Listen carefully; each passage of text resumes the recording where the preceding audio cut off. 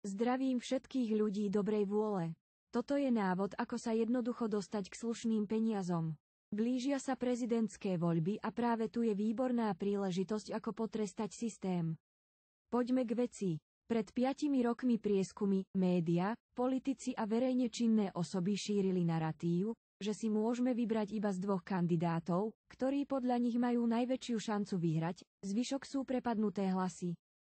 Toto sa tu deje 10 ročia a Slováci bohužiaľ stále naleteli.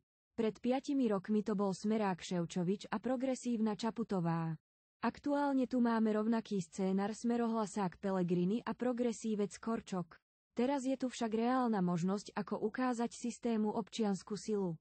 Pár faktov. Prieskumy manipulujú, ten kto platí. Ten rastie. To je jasné, hádam už všetkým, ktorí nespia. Takzvaný čierny kôň týchto volieb je sudca Štefan Harabin. Môžeme si o ňom myslieť, čo chceme, no v predošlých voľbách mal takmer 15%. Jeho priamy konkurent Kotleba, ktorý takisto bojoval o pronárodného voliča, mal 10%.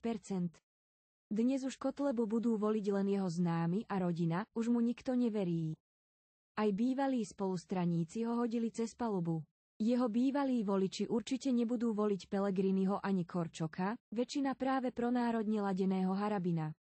V hre je aj tichá dohoda, že Danko odstúpi v prospech Harabina, čo je tiež nejaké percento plus. A akú silu má momentálne Harabin? Nuž, ako napísali aktuality.sk, Harabin na alternatívnych médiách kráľuje. A je to tak. Jeho popularita skokovo posilnila počas pandémie, keď pomáhal ľuďom voči nezákonnostiam zo strany štátnych aparátov. V roku 2019 mal v prieskumoch 10% a reálne mal takmer 15%. Scénar sa opakuje. Znova mu prieskumy dávajú 10%, čo je určite menej ako má v skutočnosti. A teraz k tomu zásadnému. Stávkové kancelárie takisto robia politiku, a to favorizovaním kandidátov podľa prieskumov. Posledné mesiace je trend, že najnižšie kurzy majú Korčok versus Pellegrini. Ďaleko za nimi bol ešte pred 2 týždňami Harabin s kurzom 1254. To si však všimli ľudia, ktorí pochopili, že je to prestrelené a tento kurz začali využívať. Momentálne je kurz v Tipsport 245 a bude ďalej klesať. Vklady na Harabina v tejto stávkovej kancelárii za týždeň predbehli vklady na Pellegriniho a Korčoka. Momentálne hovoríme o čísle vyše 210 000 eur na Harabina a každým dňom to rastie. Zhrnutie. Ak zrátame všetky premenné, Harabin má viac než reálnu šancu dostať sa do druhého kola. Tam už to bude vyrovnané, čo je slušná šanca za tento kurz. Záleží, či sa mobilizujú aj nevoliči, ktorí v Harabinovi uvidia príležitosť voliť nesystémového nestraníckeho kandidáta.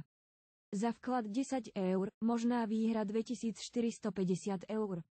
Za vklad 50 eur, možná výhra 12250 eur. Za vklad 100 eur, možná výhra 24 500 eur. O nič iné nejde, len to vyskúšať a mobilizovať rodinu a známych ísť k urnám. Nech už prezidentom bude ktokoľvek, toľko peňazí vám nikto z nich nedá. Preto kalkulujte vo svoj prospech, využite príležitosť a doprajte si nové auto, garáž či chatu, a to pri nízkom vklade a reálnej šanci na úspech. PS. Toto nemá nič spoločné s politickým svetonázorom a presvedčením. Toto je chladnokrvná nezaujatá analýza, ktorá má pomôcť občanom Slovenska. Všetkým držím palce v tejto prezidentskej hre.